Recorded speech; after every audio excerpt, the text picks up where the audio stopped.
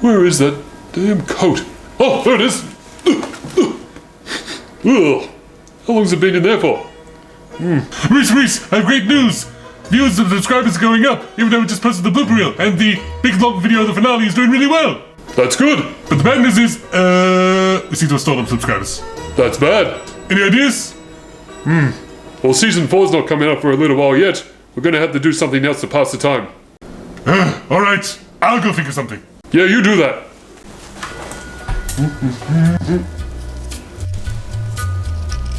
Hey, I got an idea. Take a little walk to the edge of town and go across the track I wonder what time Scream's on. where the viaduct looms like Oh, cool. It's on in half an hour. Oh my god. Get the window up. Come on, get up. Oh. Hey.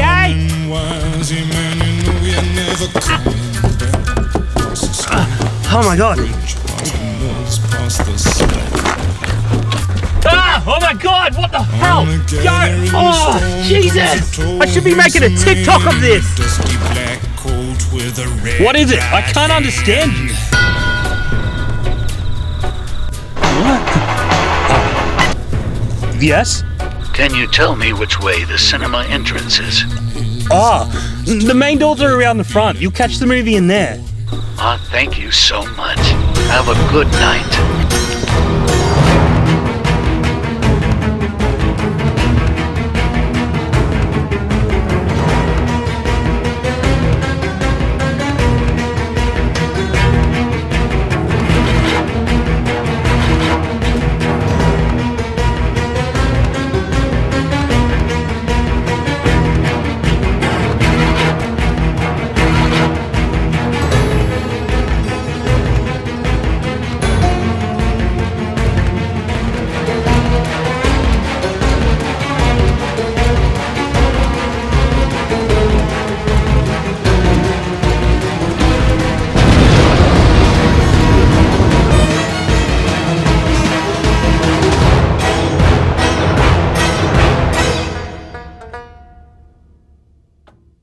And welcome back to spoilers.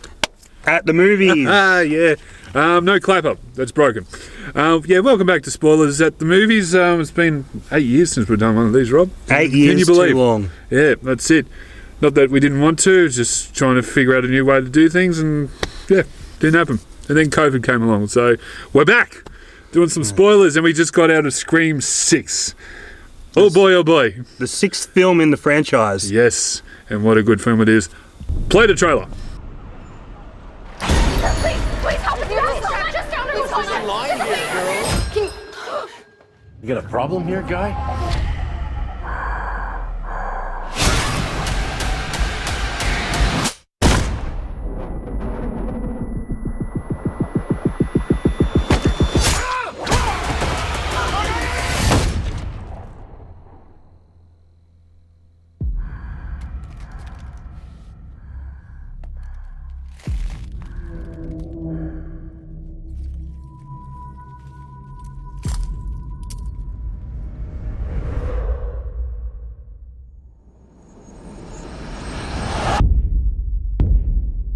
I had this secret. There's a darkness inside of me. It followed me here. And it's gonna keep coming for us.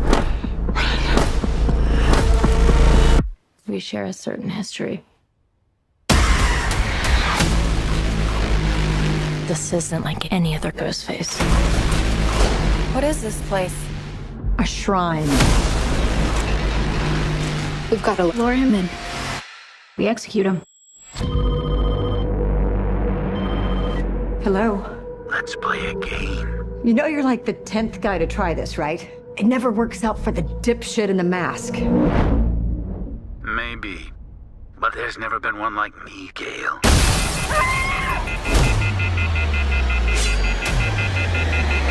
I'm something different. That's why I'm gonna shoot you in the head.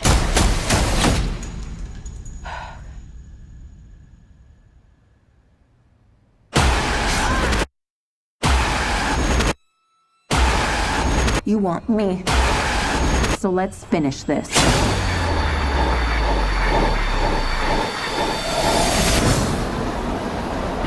Guys?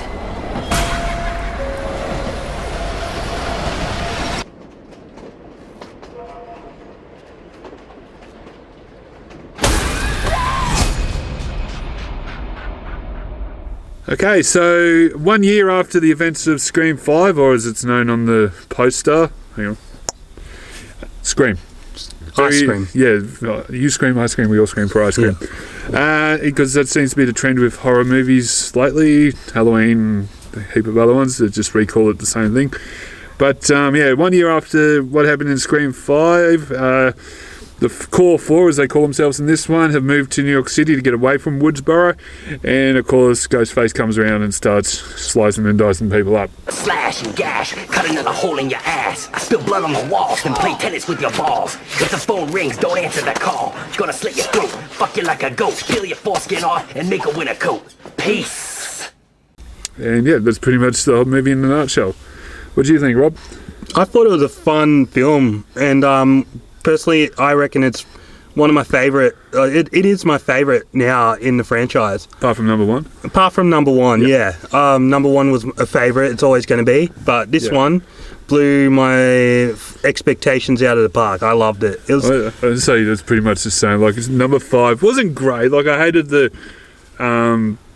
two bad guys. Like, I picked one of them, which was played by Randy Quaid, which Got stuck in the car. Stupid idiot. Well, what? it's the brother and sister and the dad from that wasn't in the previous movie. It was the brother who was the killer in the last one. They're back to get Sam and her family, which is at the moment only Tara. So Yeah. yeah. No, apart from that, I really enjoyed this one too. I think it was really good. It was fun, exciting. It was thrilling at times. There's a few moments where we called bullshit. Yeah, especially towards the end. Moments. Yeah, a lot of people that should have died but didn't die, and then you think they died, and then they're not dead. And So, any sort of normal stab wound like that, they'd be dead. For yeah, sure, for sure. So, yeah, it's weird.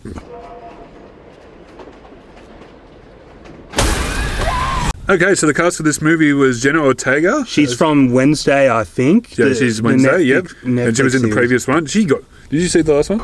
No. She's the one at the start. You know how they do the classic... Oh, wait, I did see the last one, sorry. Opening scene. Well, they do the opening scene. She gets absolutely butchered, steps on her ankle, breaks it, and she spends the rest of the movie actually limping around trying to get away from everybody and still lives. And she stabbed like several times. It's all within the Scream Saga franchise. Yeah. Melissa Barrera. Hayden Panettiere was back as Kirby, which was fantastic. She was great in Scream 4, and they never said if she died or... Kirby, this is making a move. 4 years of classes together, and you notice me now? Stupid bitch! It's too late! Shh, I know. It's okay, you take your time. It doesn't happen as fast as it does in the movies, I know.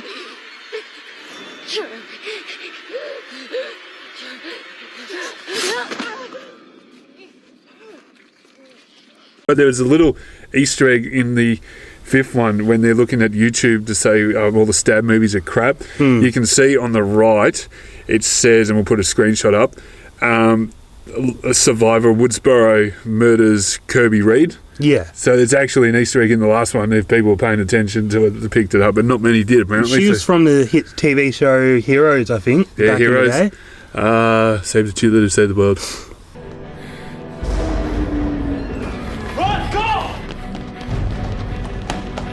Samantha Weaving, she made a guest appearance at the start of the film. She's an Australian actor from Home and Away. She was one of the opening kills, which was something very different they did in this one. Yeah, I liked it. And you're like, it's usually the phone call, who's going on, and it does it really differently and really good in this one, where you sit there going, oh, okay, this is interesting, and then it goes to something else instead of the title card, and you're like, oh, okay, here we go, we're getting introduced to the killers first up, this is interesting, and then, boom, you're not expecting and to go straight in the title card. You're like, oh, okay, this is a totally different screenplay, which is fantastic. They did the opening kill different, and I liked it compared to the previous. It's kind of like what was it? Halloween? No, Friday 13th Part 2, where they open up and there's a head in the fridge or something.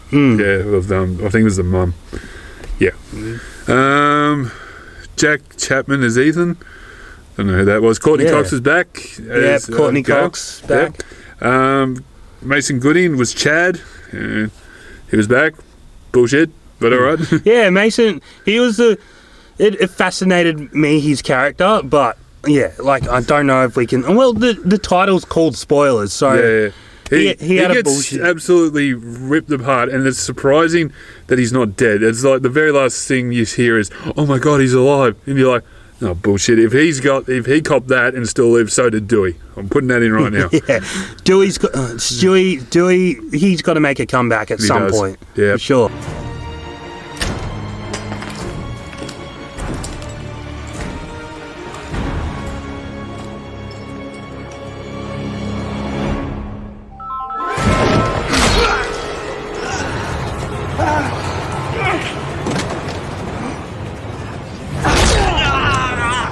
Yes, today.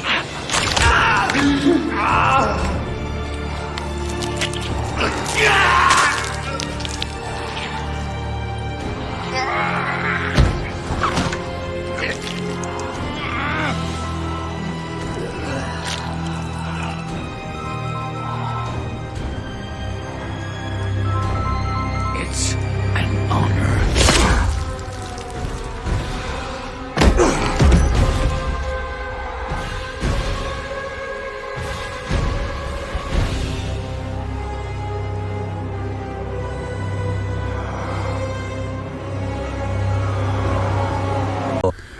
Jasmine Savoy's Mindy, and this new guy Josh Segura. Don't know him. He was the love interest, which you'd think he's the bad guy for the whole thing. Turns out he's not, which is good. Skeet Ultridge from the original one, and he was in the last one as the sort of ghost figure. Billy Egan Salmon was in it again, but not as much as the last one, which was fine. And I think that was pretty much the main cast. Yeah, there. the main cast. Roger Jackson was back as Ghostface, which is always good. You know, the voice and all that on the phones, which is always good. It's an honor. So we're going to some positives now. I like the kills. Kills were very well done. Like the third one is probably the one that suffers the most because apparently there was one of the school shootings on and they sort of backed off from it, and then when 4, 5 came out and now 6, they've just really upped the ante with the kills, and there's more gory, bloody, and probably more interesting to look at. Yeah, even from the first 2 standards, they're really good. I think. I think the kills were pretty creative this time around. They're always creative kills, and I actually like the storyline, and I like the setting that it was set in New York City. Yeah, away from the small community. You get away from Woodsboro, the college, in the second one. Yeah, and the third one was Los Angeles, but it was more inside a movie studio sort of thing, so it wasn't really that much different than what it was. Because half the time they had the sets in it from the first one, which was weird. But that was good. The cast was good. I enjoyed the cast. Like the last one, the chick who was the killer, I hated her. Passion. I did not assume she was a killer because her character was so boring and not likable. Liv, stop. Liv, and just stop! Fuck you, Amber. I'm not the fucking killer! I know. Welcome to Act 3. Run! Yeah. But no, everybody else in that was really good, I think. There wasn't really anybody who held up. Like Kirby was one of my positives coming back. That's always good to see a character you think is dead and then come back. Agent Kirby Reed, FBI. I work out of the Atlanta office. You lost. Here, 2 Vics were residents of my city before they moved here for college. I've been investigating their online activity for the past few months. I was surprised with what happened with Courtney Cox's character. She got a fair beating. She always gets a fair beating and somehow lives. And I thought she will die eventually and people will be surprised. Or she'll be Ghostface. I was surprised she managed to live. Yeah. And I also love the score, the soundtrack throughout the movie. It was the score. This was I think it was Brian Taylor, who did the Fast and Furious movies. Yeah. Yeah. It's gone from the other guy. I don't think he's around anymore. We'll have to suss that out. We'll put a title card up there. Any negatives? Apart from everybody, surprisingly, when you call out people getting stabbed and then they're able to run around the house and then are in the next scene and not dead. That's probably the one negative I'll take away from it. I feel like they could, I feel like the directors or producers or the writers are too scared. Oh wait, bit of sound there. Oh, coming through. That's right. Any negatives? I believe, I feel like the writers are too scared to kill off some of the cast. Yeah. Like they should be. Make a bold move. You're going to stab somebody, make sure it's worth it, you know? Yeah. Like, the main character's got stabbed several times, running around like nothing happened. Swear Jenna Ortega at the end there got stabbed in the back. Like, a knife is that long, straight in the back, up to the handle, and still running around. Yes. Not dead. And then poor Chad. Yeah. Stabbed by two ghost faces in the end, which is the first time I think we've seen two ghost faces on film in the ghost face costume, and he's been absolutely ripped apart. And he's at the very end. Oh, I'm still alive. 'Tis but a scratch. A scratch? Your arm's off. No, it isn't. Well, what's that then? I've heard worse. You liar! Come on, you pansy! It leaves you fascinated with who's the actual killer or Ghostface at the end.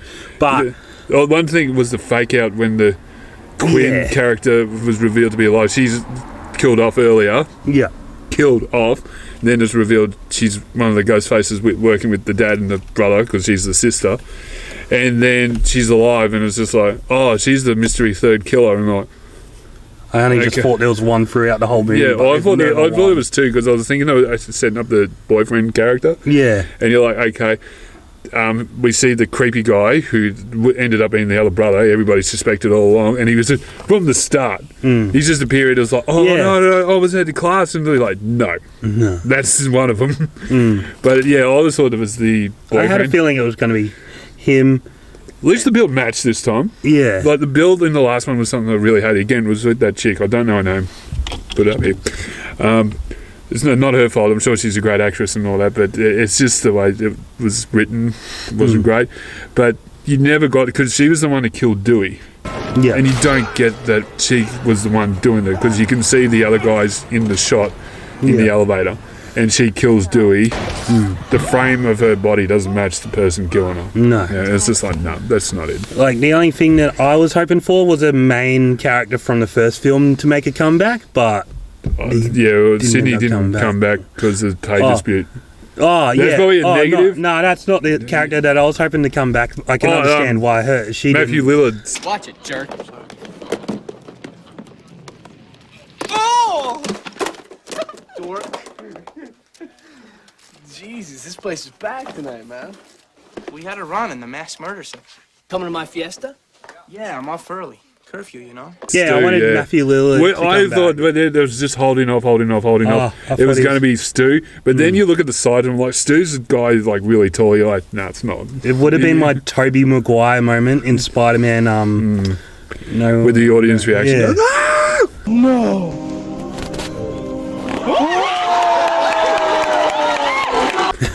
But yeah, that's more of a dislike. But we're pretty sure there's a lot of online talk about him coming back. He's even talked about coming back. So we're expecting that in the future. I reckon it was pretty good. Other than that, I don't think there's much to really gripe on this movie. I think it's a fun movie to watch, and you look at the moments you go, yeah, I call bullshit, but not as much as Fast and Furious. No. Yeah. No, it's a fun horror. In my eyes, I used to be terrified of the Scream franchises, but now I'm not. People say I'm scared of Scream movies. I think if you want to get into horror movies, you should start with Scream. Yes. Because they're relatable and easy to follow, and you get the rules and how things work, and you're able to pick them out and pick the movie apart, and then you go, okay. And it's more fun than anything. When the characters die, you feel upset, but it's still interesting to follow in that way. Yes. I don't like any of the gory ones like Hostel or Saw. Any of those ones where it's just overly gory, but no real, pardon the phrase, meat to the story. When I saw the first Scream, I was 8 years old, and that was probably too terrifying for me at that age. So then I was hesitant to watch the series for years. But now it's just, I'm used to Now they're good. Yeah, ones. You get them a chance to watch them, you got to watch them. Yeah. Which leads us into the ratings.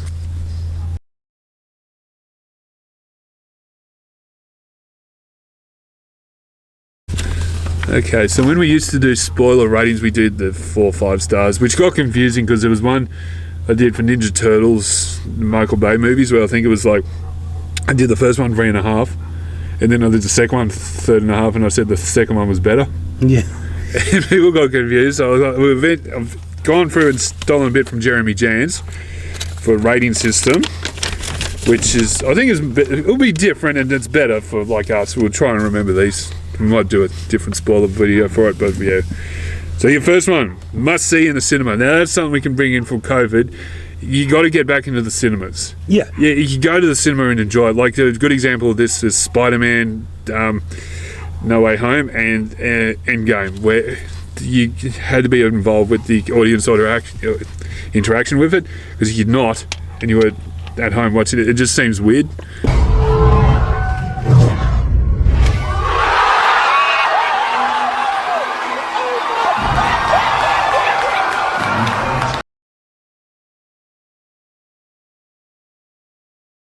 It's just so much better in the cinema. So I reckon that's the highest rating you can get. You have to see this in the cinema. I reckon you see this Scream 6 in the cinemas. There you go. Yeah. Next one would be, like, it's a low one, but it's not as low. Would buy on Blu-ray. So one of those ones. Yeah, I reckon I would buy on Blu-ray as well, because it just. Well, if we say must see in cinemas, you definitely get. It was filmed with a good camera, good camera equipment. I like the way the whole movie was shot. Did you see the fourth one? It was always like somebody smeared gel on it. Or something. It just was too distracting. But this one's shot really well. It looks fantastic. New York looks like New York City. It's I like the way it was shot. Yeah, quickly cut together and everything. It's no shaky cam bullshit. And there was a scene there. They show it in the trailer where they're trying to get across the ladder. That was intense. That was a good, I like that. And the depth in that was really done really well too. It was like really graphic and it's a long. Well, that's what happens when it's a long way since like 1996 and 1999. Where it's look back now, it's all grainy, but this is all high quality HD. It's all 4K. So well, that would be the second one. Would buy on Blu-ray, so you wouldn't go cinema. Might combine the two. I don't know. No, we'll say that. Streaming worthy, average. That's when you sort of put it on at home and you're not really interested. Yeah. So that's like the middle of the range for us. You go. Yeah. So streaming worthy, average. You put it on and you walk out of the room and then come back a few minutes later. I saw it. Yeah. I would probably do that. I'd probably watch it again in a year's time or one night when I've got nothing to do. Well, when you come across it on TV, that's sort of the equivalent too. Yeah. Jeremy James one. I'd watch it with alcohol. You would watch. I even snuck in a drink, to be honest. And you snuck in a drink, but you didn't need it to enjoy it. I didn't need it because there's another sort of rating we could do. Alcohol required. Yeah, alcohol. How many beers do you need, or how many alcohols do you need? This is like to enjoy a movie. Fast and Furious movies. Alcohol required. Number 10's coming out soon, so I might need like a couple. I'm going to have to catch up. I think I'm like 8 or 9 behind on these ones. I saw Fate. Yeah. Next one, forget it. Trash. You know what? I'm very close to giving that to Jurassic World Dominion. Just spoil that then if we're going to do a spoiler zone. Well, I'd probably get streaming worthy average for Jurassic World. Ooh, that's gone out. Yeah, streaming worthy. I don't think I'm too hesitant to watch Jurassic World again. Well, there's a director's cut, so apparently it's better. But Andrew bought it and we haven't watched it. I was just sitting there going, it's the only one I haven't bought myself. And I was sitting there going, for me to not like Jurassic World or Jurassic Park movie, that's really bad. When I saw it, I was like, what the hell have I seen? I just wish we did these videos and I would have just gone. Should have done the spoilers. Should have done the spoilers on Jurassic World. I think we still possibly could. We should get together and watch the director's cut. Far out. All right, we're getting off topic. So that's our new rating system. I'd say this one's Blu-ray worthy. You can go to the cinemas to enjoy it, but let's just put that. There's one must see in the cinemas, then buy on Blu-ray.